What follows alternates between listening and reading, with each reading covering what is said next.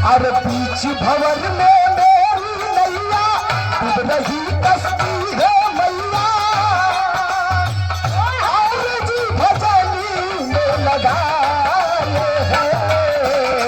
हर शरण में हम शरण में हम शरण में आए हैं। हम शरण में हम शरण में हम शरण में।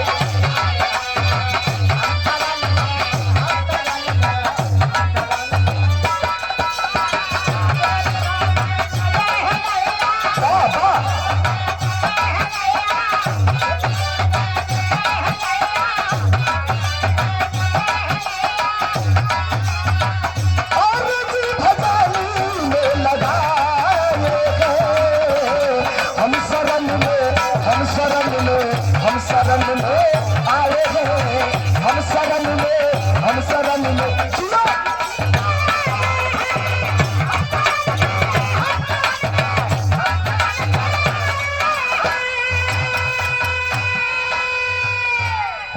अरे ये बता रही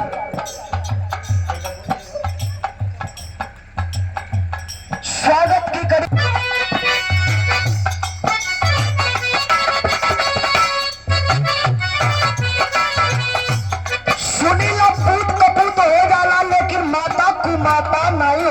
मैया तारा भरोसे लड़का गा रहल बा बजा रहल बा। सुनले आई कि बड़ा तो दयालु हो। कहो दास का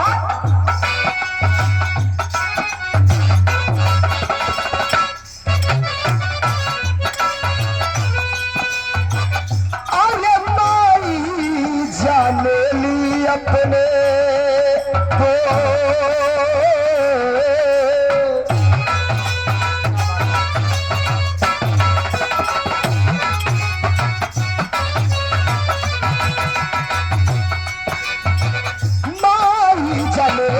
अपने बेटवा कपिया।